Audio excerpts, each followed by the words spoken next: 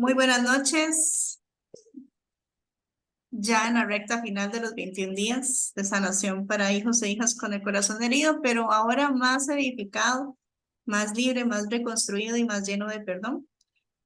Gracias por ir haciendo tu propio camino hacia el perdón. Gracias por abrirte, por compartir, por tomar este tiempo para ti, por poner atención, por permitir que las historias lleguen a tu corazón. Gracias por permitirme compartirte ejercicios de liberación emocional.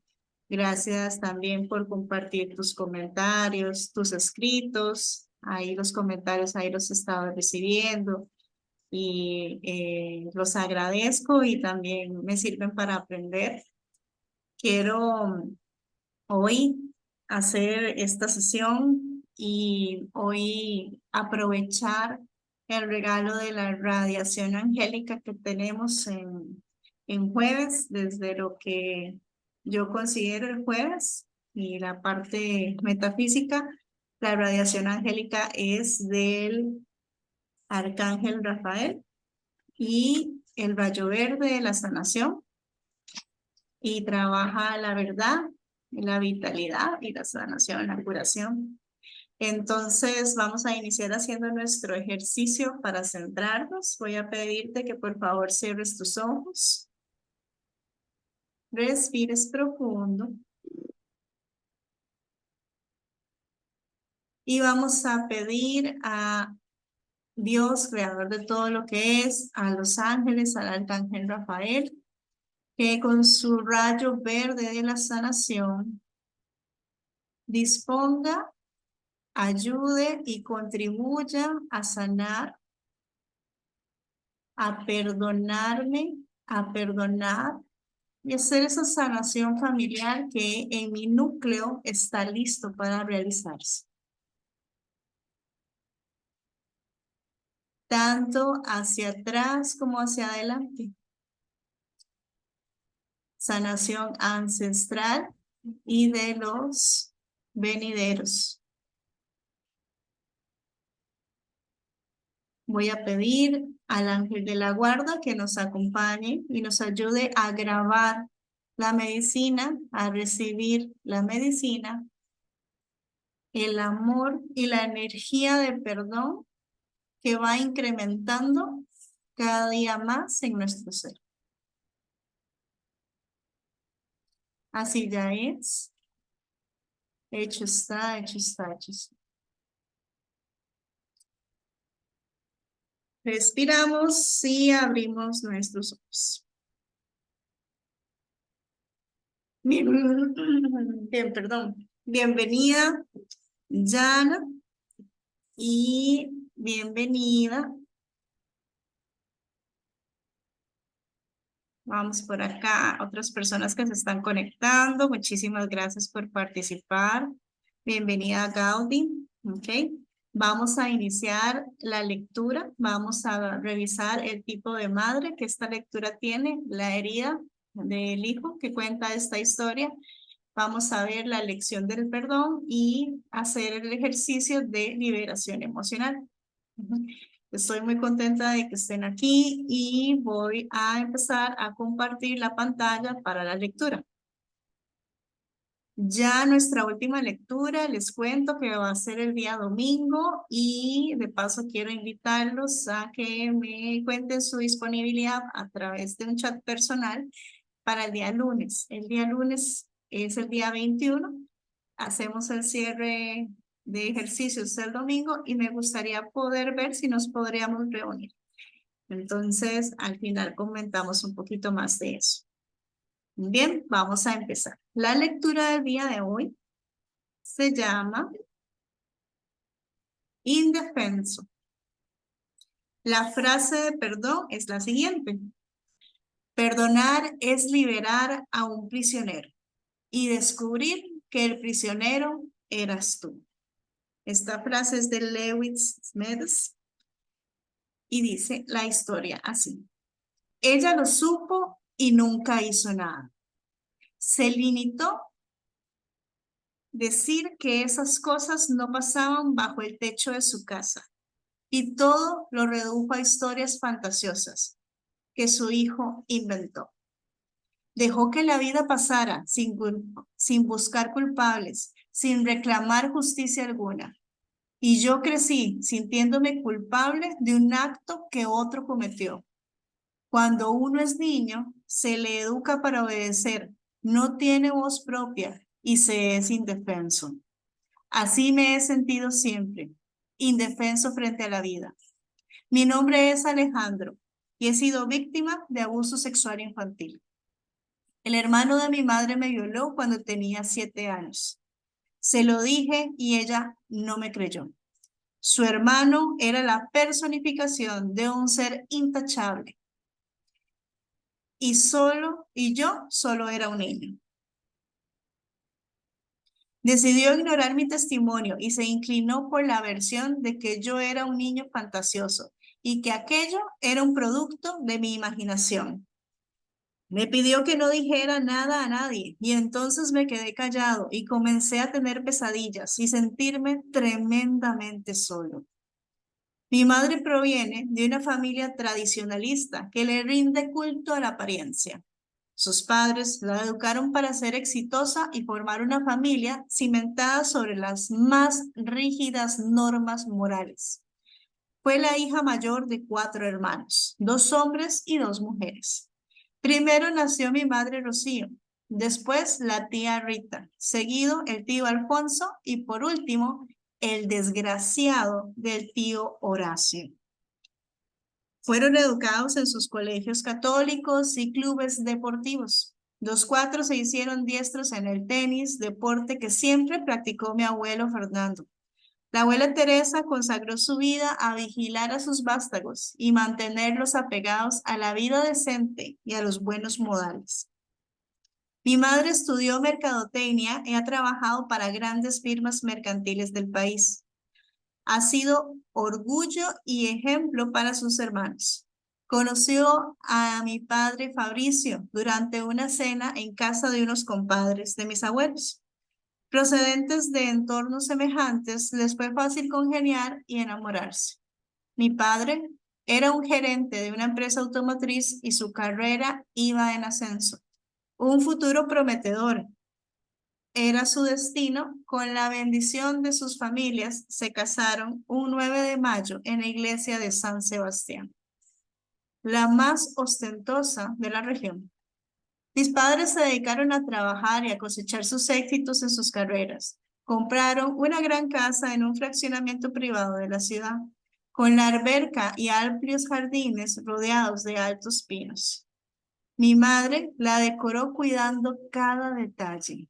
Era la pareja ejemplar, el modelo a seguir, y el maravilloso cuadro se completó con la llegada de mi hermana mayor, Viviana, quien hizo que mi madre renunciara por unos años a su trabajo para quedarse a cuidarla los primeros 3 años de vida. La familia perfecta. El retorno de mi madre a sus labores profesionales se atrasó con la noticia de otro embarazo. El mismo día de mi nacimiento, mi madre se ligó las trompas de falopio porque consideró que ya tenía la parejita y un tercer hijo no les interesaba. Ella tenía suspendidos sus sueños profesionales desde el nacimiento de Viviana, así que le pareció justo cerrar la fábrica de bebés para regresar a realizar sus metas. Apenas cumplidos años, ella encontró la oportunidad en una agencia de créditos hipotecarios y retomó el ejercicio de su profesión.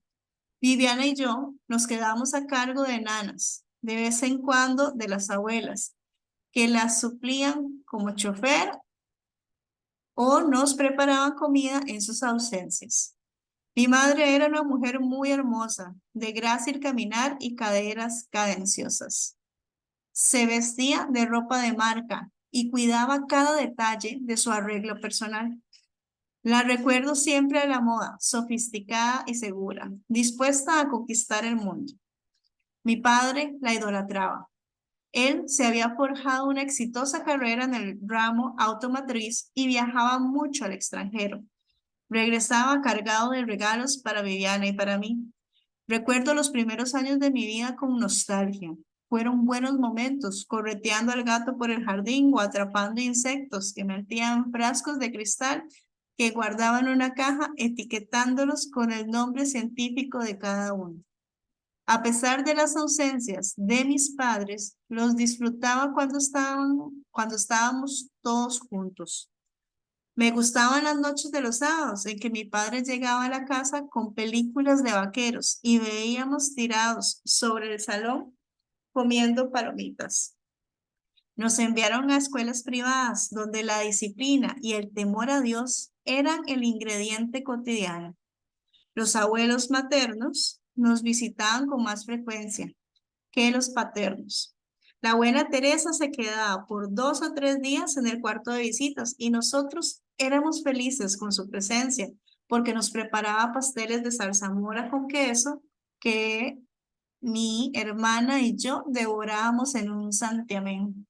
Todo parecía perfecto, sin mayores tragedias que las típicas discusiones de pareja que luchan por el control de la televisión o por los gastos de la casa. Mis padres siempre superaron sus desacuerdos con abrazos y todos éramos felices rodeados de ese cariño. Sin embargo, un día mi padre cayó enfermo y el diagnóstico fue fulminante: cáncer en los huesos. En pocos meses perdió la mitad de su peso y su trabajo. Le dieron una buena indemnización en la empresa y conservó su seguro de gastos médicos. Pasaba la mayor parte del tiempo en su alcoba, con las ventanas cerradas y las cortinas corridas, en la penumbra. Mi madre seguía trabajando con más ahínco que nunca y nos suplicaba a Viviana y a mí que no importunáramos a mi papá con ruidos ni con nuestras demandas, que estaba enfermo y que lo teníamos que dejar descansar. Fueron tiempos de mucho silencio en la casa. Dejamos de escuchar música y de ver películas. Nos limitábamos a asistir a la escuela y encerrarnos en nuestras habitaciones después de comer para hacer nuestros deberes. Fue un tiempo de abandono para mi hermana y para mí, porque dejábamos de jugar para no hacer ruido y dejábamos de charlar entre nosotros para no molestar. Obedientes, seguíamos las instrucciones de mi madre al pie de la letra y nos hicimos silenciosos e inventamos un lenguaje de señas para comunicarnos entre nosotros sin hacer ruido. La convalecencia de mi padre se hizo muy larga y se sometió a tratamientos experimentales y tomó todas las pócimas que le recomendaron buscando la cura para su mal. Fueron meses que se hicieron años en los que la penumbra y al que no podíamos acercarnos con frecuencia. Entonces llegó el tío Horacio a vivir a la casa. Se había ido varios años a radicar a España. El abuelo le había enviado a ese país a estudiar arquitectura y se quedó a trabajar varios años allá para una firma portuguesa. Las cosas no le salieron como esperaba y regresó a México. A la abuela se le ocurrió que era buena idea que se fuera a vivir con nosotros para apoyar a mi madre en esos momentos difíciles. Era el único soltero. La tía Rita ya se había casado hacía años y vivía en otra ciudad. El tío Alfonso era el brazo derecho de mi abuelo en los negocios y construyó una casa en el mismo fraccionamiento en que estaba la casa de los abuelos, donde vivía con su esposa y sus 2 hijos. A pesar de la tragedia de la enfermedad de mi padre, seguíamos siendo una familia ejemplar, trabajadora, exitosa y con un lugar de privilegio en la sociedad. Con maquillaje impecable y discreto y finas ropas, mi madre disfrazaba sus angustias y su dolor ante todos los demás. Era la mujer talentosa y productiva que cargaba sobre sus hombros la enfermedad de su buen marido. El dinero no era problema. Durante ese tiempo, mi madre le fue muy bien en su trabajo y tanto sus padres como los padres de mi papá no dejaron de ayudarla en lo que necesitara al paso. La enfermedad de mi padre se convirtió en el centro de nuestra vida. y alrededor girábamos todos esperando un milagro. El tío Horacio consiguió trabajo en un reconocido despacho de arquitectos, ayudado por las relaciones de mi madre, y se acomodó a sus anchas en una de las habitaciones de la planta superior de nuestra casa. Mi madre le vivía agradecida por tener un hombre en la casa que le brindara apoyo. Era algo que necesitaba y quién mejor que su hermano menor para hacerlo. Era alto y fornido, con ojos chiquitos, enmarcados por unas espesas cejas que recortaba con una tijerilla cada mañana, frente al espejo después de ducharse. Se vestía con trajes de colores claros y usaba mocasines de piel suave sin calcetines. Siempre tuvo más inclinación por mí que por mi hermana Viviana. Me decía que jugar con niños no le gustaba, que entre hombres nos entendíamos mejor.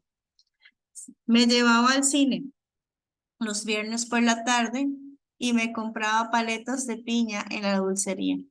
Nunca sentí nada raro, nunca dudé de sus intenciones. Mi madre estaba día a día más agradecida con él por los cuidados que me prodigieron. Un día, mi madre decidió que mi hermana se fuera a vivir con la abuela Teresa, de manera indefinida, para que estuviera más al pendiente de enseñarle lo que se le enseña a las niñas. La empresa donde trabajaba mi mamá se expandió por varios estados y entonces tuvo que comenzar a viajar y nos dejábamos de mi padre y a mí bajo el cuidado del tío Horacio, quien, apoyado por dos sirvientas, se hacía cargo de todo. Entonces, aprovechando las frecuentes ausencias de mi madre, una noche, mientras los demás dormían, el tío Horacio se metió a mi recámara. Me dijo que no podía dormir y que le hiciera un espacio. Y yo, confiado e inocente, me hice a un lado para que se metiera a mi cama. A los pocos minutos sentí sus manos recorrer mi cuerpo indefenso. Me tomó la mano izquierda y me hizo tocarle el pene. Yo no supe qué hacer. Dejé que manejara mi mano a su antojo. Sentí cómo se endurecía su miembro para después lanzar un quejido y mojar mi mano con su semen. Se levantó y se metió al baño. Yo me quedé petrificado mirando el techo. De mi pecho parecía quererse salir el corazón. Quería gritar, pero no pude. Estaba petrificado. Cuando salió del baño, se sentó junto a mí sobre la cama y me dijo, no le digas nada a nadie, nuestro secreto. Esto es un juego entre tú y yo. Y no te gustaría que tu padre se muriera de un disgusto o que tu madre te regañe por jugar conmigo. Lo dijo de una forma amenazante, con sus ojillos brillando en la penumbra. Esa noche la pasé llorando, con la cabeza tapada en la cobija. Lo peor estaba por venir. No podía evitar toparme con el tío Horacio. Le evitaba la mirada y como siempre fue un niño silencioso, nadie leyó las señales de angustia en mi rostro. Mi madre regresó de su viaje y eso me hizo sentir más tranquilo porque pensé que estando con ella en casa no permitiría que el tío me obligara a jugar con él. Pero mi madre volvía a irse y yo me quedaba indefenso en la casa, con mi padre incapacitado, con las criadas, con el tío. 3 veces más se metió a mi cuarto por las noches. Me pedía que lo dejara meter su pene en mi boca. La noche en que llegó a penetrarme, la recuerdo como la peor de mi existencia. Al día siguiente no quise ir al colegio. Le dije que me dolía el estómago y la pasé vomitando. Una de las criadas me compró una suspensión y me preparó infusiones de manzanilla. Mi padre en su habitación enfermo, mi hermana en la casa de mi abuela y mi madre trabajando. Las criadas haciendo sus labores, todos en lo suyo y yo revolcándome en mi miedo. Me sentía más solo que un un náufrago en la mitad del mar. Las sirvientas le dijeron a mi madre que algo me estaba pasando porque comencé a mojar la cama y a bajar mi rendimiento en la escuela. Ella me sentaba en la sala y me decía que no quería más problemas, que ya los que ya enfrentaba, que con la enfermedad de mi papá y sus obligaciones tenía suficiente, que no le diera las preocupaciones y que se entendiera que su ausencia me afectaba, pero que por el momento así era la situación y que apoyara mejorando mi conducta. En una de esas charlas, cuando me preguntó qué es lo que estaba sucediendo conmigo, le dije que el tío Horacio no me gustaba, que me lastimara. Ella fue letal con su respuesta. Por Dios, Alejandro, si el pobre no hace otra cosa que ayudarnos. Si a veces es duro contigo, es por tu bien. No inventes historias. Yo me sentí culpable y sin su apoyo. El tío Horacio se paseaba por la casa a sus anchas como amo y señor del territorio, mientras yo me la pasaba buscando rincones donde esconderme, evitando su presencia. Entonces murió mi padre. Su muerte trajo mucha tristeza a mi corazón, pero al mismo tiempo me salvó de las garras del maldito tío. Mi madre decidió poner la casa en venta y compró un departamento cerca de su trabajo. Viviana regresó con nosotros y los tres volvimos a estar juntos. El tío Horacio se regresó a vivir a casa de los abuelos y 3 meses más tarde se fue a España porque un amigo le ofreció una oportunidad de trabajo en Alicante. Cuando cumplí 13 años, volví a platicar con mi madre sobre el tema del abuso. Ella estaba cansada de mi conducta taciturna y de mi poca habilidad para hacer amigos. Esa noche le conté los detalles del abuso sexual de mi tío. Ella se quedó callada. Con esas escasas lágrimas entre sus ojos, me abrazó e insistió en que eso no pudo haber pasado, que esas cosas no pasan en nuestra familia. Me dijo que eran producto de mi imaginación y que la enfermedad de mi padre me había afectado demasiado. Me pidió que nunca repitiera esas historias frente a nadie y que me olvidara del asunto. Jamás volví a tocar el tema. Me volví a sentir culpable, como si yo hubiera cometido el delito.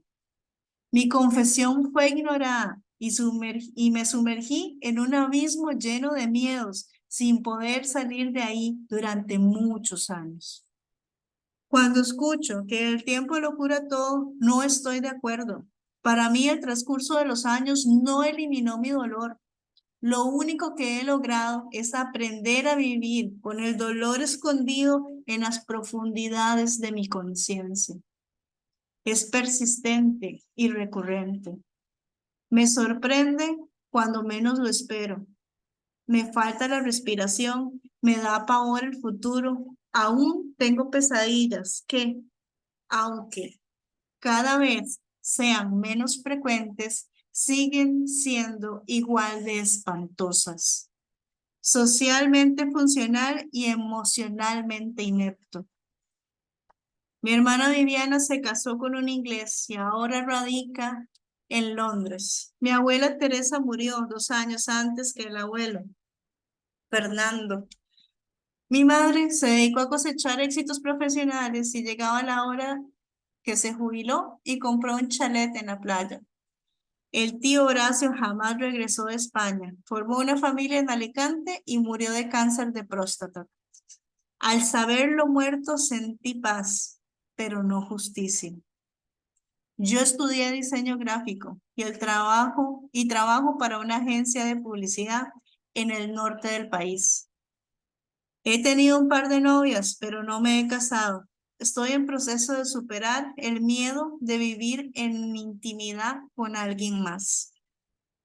El perdón hacia mi madre llegó a mi espíritu cuando me hice miembro activo de una asociación civil que ayuda a los niños que han sido abusados sexualmente.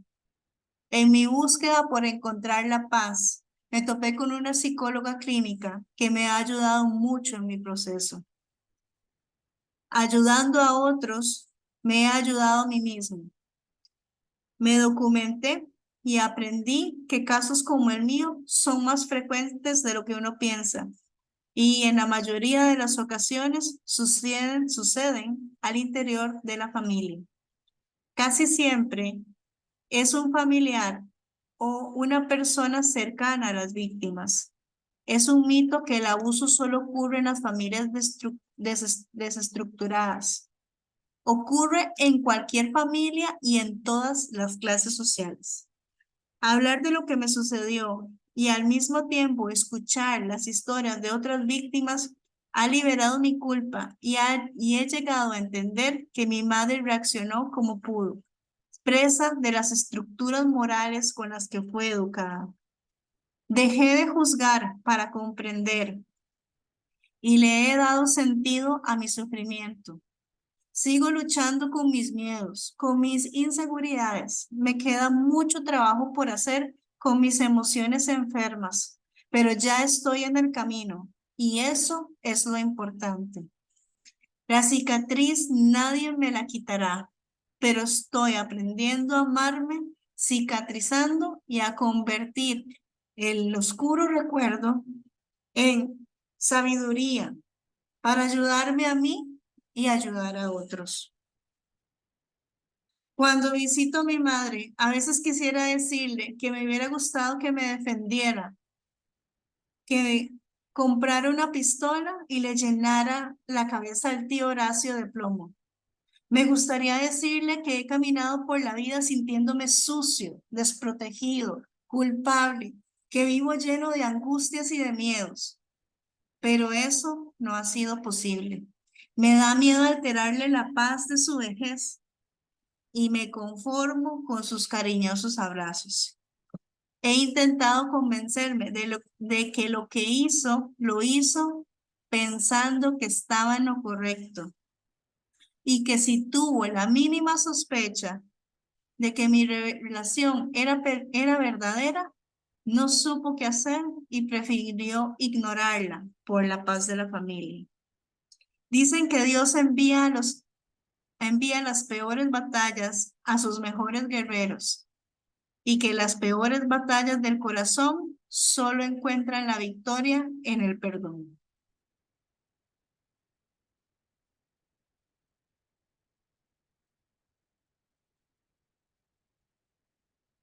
Bien, esa es la historia de hoy. El indefenso.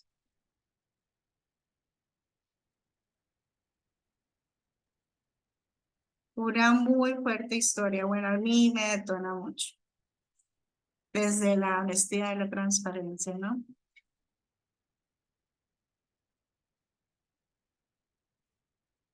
Es difícil y mucho más para un niño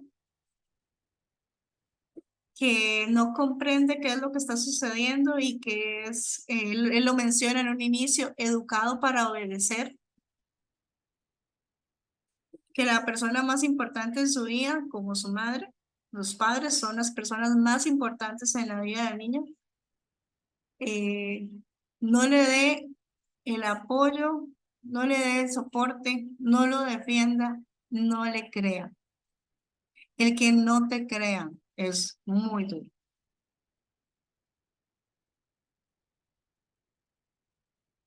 La circunstancia de esta familia es un caso muy peculiar y delicado. Ujú. Fuera de las normas, de las fuertes estructuras morales y las apariencias, porque las fuertes estructuras morales no son malas. Es bueno crecer con valores, es bueno tener moral, pero es un balance y un equilibrio en donde las apariencias no tengan que valer por sobre sí y permitir daño, ¿no? En familias como la nuestra, esas cosas no suceden. Ujú. Un concepto de una familia donde son ejemplos, son buenos, son exitosos, son de valores, y como son de valores, jamás va a haber abuso sexual. Eso no sucede, ¿no? Y entonces ahí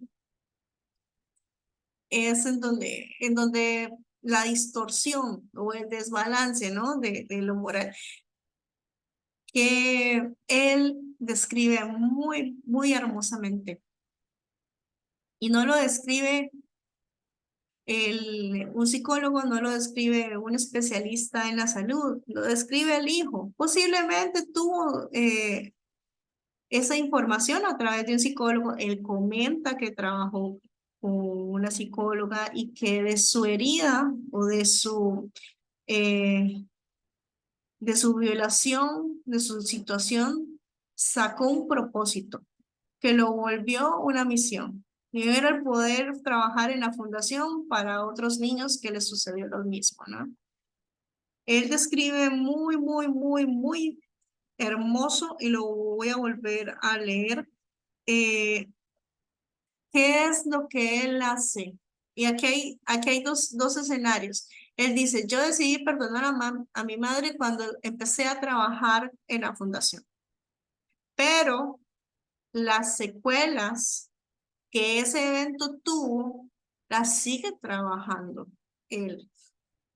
Ajá, la cicatriz que él llama.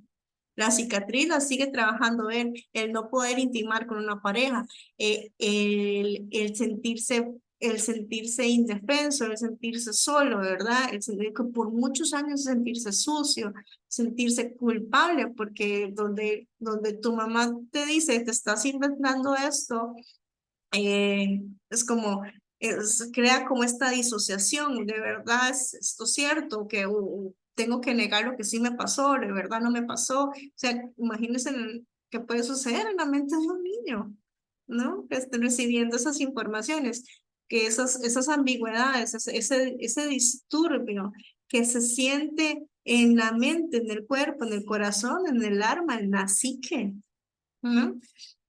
Él describe con la mamá de la siguiente manera. Permítame esto lo voy a volver a leer para hacer el énfasis de la parte más importante de este protagonista, de esta historia, de todo este reto, de este proceso de sanación que es el perdón. Entonces, él dice lo siguiente. Vamos a ver. El perdón hacia mi madre llegó a mi espíritu. ¿Ok? Él lo describe que el perdón le llega al espíritu cuando me dicen miembro activo de la sociedad civil en ayuda de los niños que han sido abusados sexualmente. ¿Ok? ¿Cuántos años ya era adulto? ¿No? Ya pasaron muchos años después de eso. En mi búsqueda por encontrar la paz, me topé con una psicóloga clínica que me ha ayudado mucho en mi proceso. Ayudando a otros, yo me he ayudado a mí mismo. Me documenté y aprendí que casos como el mío son más frecuentes de lo que uno piensa, ¿ok? Eh, Hablar de lo que me sucedió y al mismo tiempo escuchar las historias de otras víctimas ha liberado mi culpa y he llegado a entender que mi madre reaccionó como pudo, presa de las estructuras morales con las que fue educada. Dejé de juzgar para comprender y le he dado sentido a mi sufrimiento. Y es aquí como el ser humano se transforma. Y es aquí el ejemplo de la resiliencia. Y es aquí en donde se da ese llamado resurgir del ave fénix, ¿no? Y que de sus cenizas renace para volar más alto, más fuerte y más vibrante que nunca, más encendido, más vivo que nunca, ¿no? Esta frase creo que es la frase, una de las más importantes frases de ese. Dejé de juzgar para comprender y le he dado sentido a mi sufrimiento, le he dado un propósito. Y ese propósito, sin ese sufrimiento, yo no tendría el propósito con el que hoy estoy sirviendo a muchas personas que pasaron por eso y que pueden transitarlo de una mejor forma, con acompañamiento, con amor, con alguien que los entienda, porque también pasó lo mismo. Es, ok, después vienen las secuelas que yo les da, las secuelas que él explica aquí. luchando con mis miedos y con mis inseguridades. Me queda mucho trabajo por hacer con mis emociones enfermas. ¿Ok? Él habló del perdón de su mamá cuando se integró en la Fundación de Ayuda para Niños que han sido abusados sexualmente. Ahora, el trabajo de la sanación de la cicatriz del evento del abuso sexual es el camino propio de él. El hecho de haber perdonado a la mamá lo libera, pero las secuelas de eso lo tiene que seguir trabajando. Y todos tienen una forma y un tiempo. A todos les va a tomar un tiempo personalizado. No es una cantidad de tiempo, años y acciones. El camino del perdón es individual y personal, único. Puede ser más rápido de lo que yo pueda pensar, puede tomarme más tiempo de lo que a mí me hubiese gustado, puede que sea de esta manera y con estos ejercicios, puede que sea con esta manera y con este tipo de acompañamiento. Aquí él comenta, mucho trabajo de hacer con mis emociones enfermas, pero ya estoy en el camino y eso es lo importante. ¿Ok? No me voy a poner a llorar desde la victimización en donde yo pierdo el poder de mí.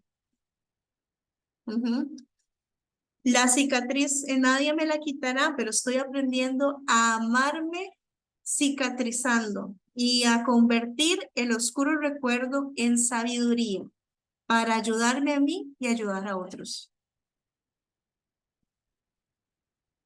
La cicatriz nadie me la quitará, pero estoy aprendiendo a amarme y a cicatrizando y a convertir el oscuro recuerdo en sabiduría para amarme a mí y ayudar a otros, ¿no?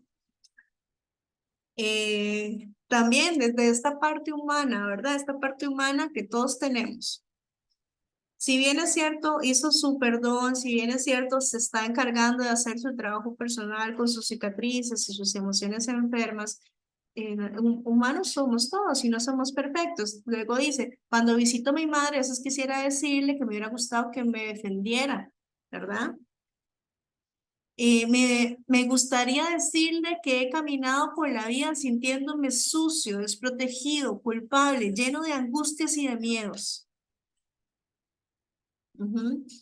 Es, es una secuela grande. He intentado convencerme de que lo que hizo, lo hizo pensando en que estaba en lo correcto. Y muchas veces las mamás toman las decisiones que toman porque dentro de su conocimiento y es la mejor opción. Ellas encuentran que es la mejor opción. Es la mejor opción. Para ellas, ese momento, ese juego de circunstancias, ese hijo, esa edad, ese tiempo, esa época, esa condición económica, ese nivel académico, ese ambiente en el que estaba, esa fue la decisión de amor más adecuada.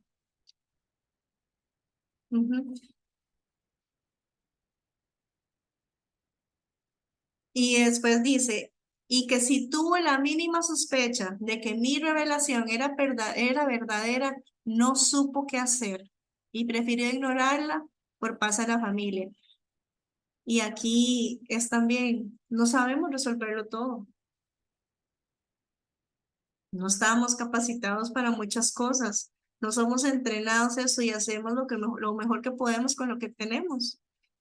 Dicen que Dios envía a las peores batallas a sus mejores guerreros y que de las peores batallas del corazón solo encuentran la victoria en el perdón. Este es el mensaje de hoy. Entonces, con indefenso, de las formas más duras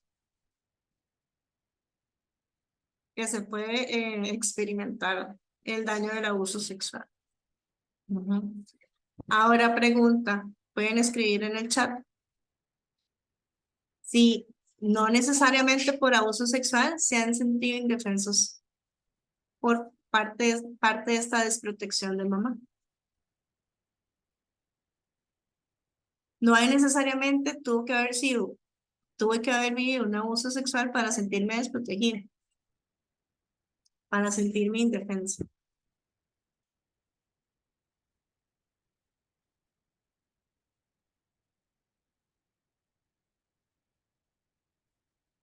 Bien, entonces,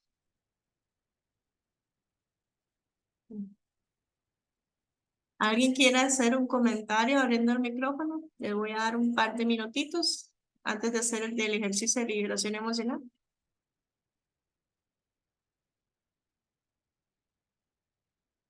Mm,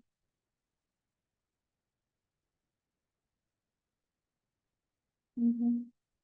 Bien.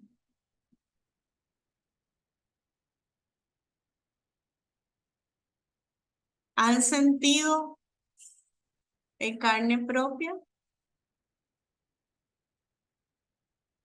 cuando dicen algo y no les y mamá no les creyó?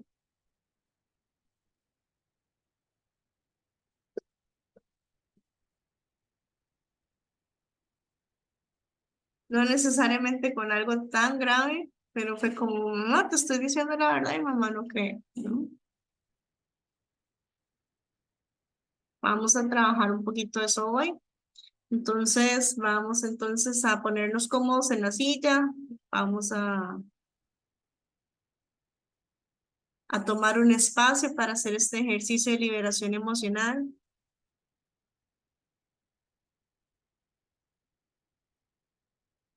Quiero que lleven la mano al corazón, lleven la atención al corazón.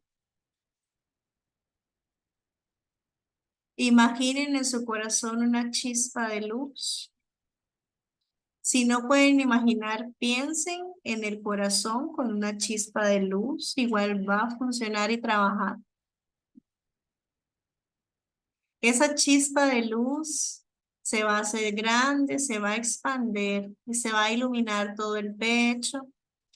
Esa luz se expande y se empieza a iluminar todo el cuerpo.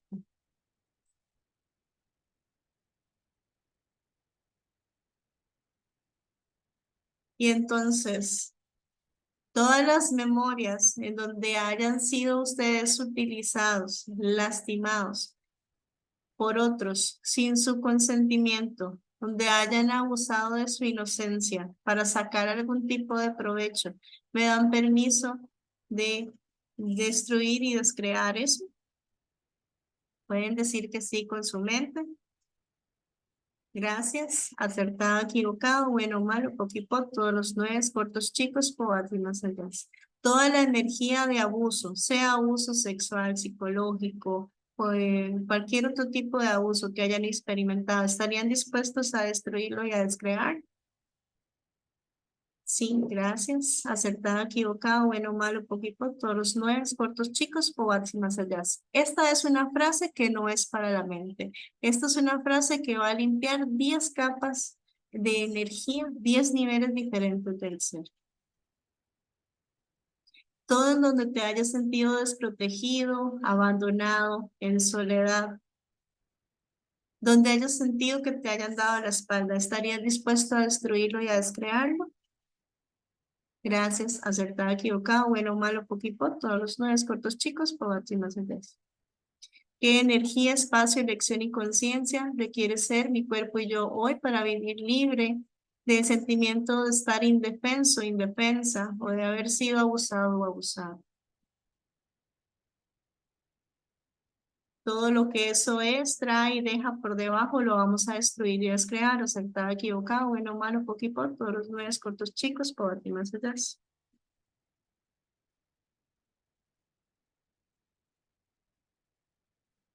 Todo en donde yo, esa niña o niño interno, sienta culpa, sienta sucio, se sienta traicionado, se sienta quebrantado, lo vamos a destruir y descrear. Acertado, equivocado, bueno, malo, poquito, todos los nueve cortos chicos, pobres y más allá.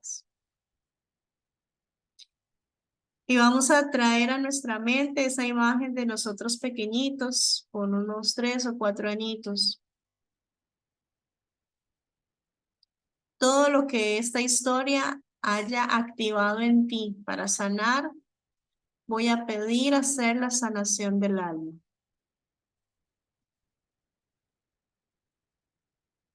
Respira, exhala. Visualiza una luz dorada, blanquecina. Un blanco con brillo dorado que baja del cielo, entra por la cabeza y llega a tu corazón. En el nombre de la energía creadora de todo lo que es, de nuestro Padre, Madre Dios, creador de todo lo que es, voy a pedir que esta luz blanca dorada haga una sanación en ese espacio de tu niño interno donde alguien haya perpetrado tu cuerpo, tu inocencia o tu ser. Y esta luz viene a llenar vacíos, a llevarse el dolor, viene a rellenar cualquier fisura, todos los huecos empiezan a llenarse de luz y de amor. Todas las zonas oscuras se empiezan a iluminar con amor y conocimiento. Todas las cadenas se empiezan a romper para ir hacia la libertad con amor y conocimiento, gracia y facilidad. Hoy, todo lo que te detenía, todo lo que pesaba más que ti, que todo lo que te impedía ir hacia adelante, todo lo que te robaba la sonrisa, todo lo que te dejaba un hueco, un vacío, un sinsabor por dentro, hoy lo vas a dejar ir. Y esta energía radiante va a empezar a cortar, a deshacer, a desenredar todas esas historias del pasado, todos esos contratos kármicos a través de la luz blanca y el fuego violeta. Todas esas conexiones de dolor que no han podido ser perdonadas, aceptadas o resignificadas. Hoy, a través de la luz blanca dorada divina y un fuego violeta radiante, se va a deshacer con gracia y facilidad. Se va a derretir esa historia del pasado que cargas. Se va a llenar los vacíos. Se va a purificar células, moléculas y átomos. Se purifica la piel. Se purifican las células. Se purifica la mente y se purifica el corazón. Hoy, lo que marcó tu destino, lo que marcó tu corazón, se vuelve una experiencia de fortaleza, de resiliencia, pero sobre todo de paz, de libertad y de perdón. Y quiero que te imagines envuelto en un fuego violeta que empieza desde los pies, sube por el cuerpo. Es un fuego violeta que transmuta toda energía mal utilizada.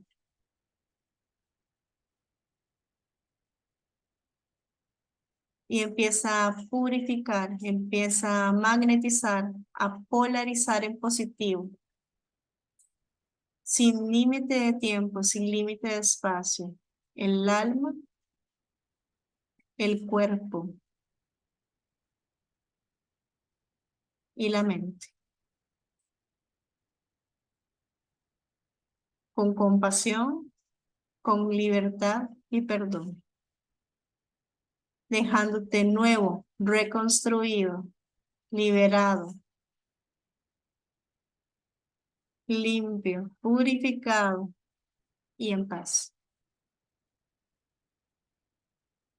Así ya es, hecho está, hecho está, hecho está.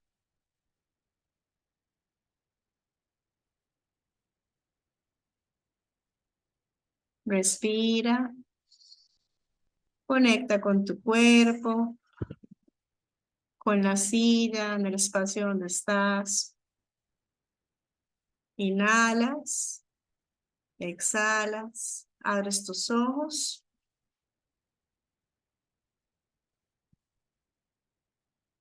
Y quedamos hasta acá.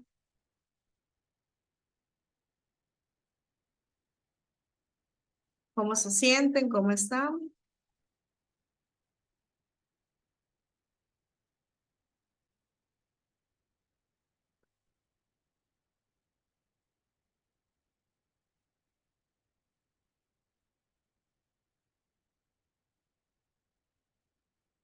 Bien.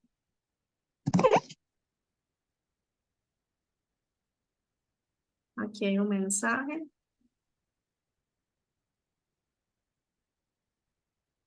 Ok, se siente muy bien. Qué dicha. Qué dicha. Qué bueno. Ujú. ¿Algún comentario sobre la historia de hoy?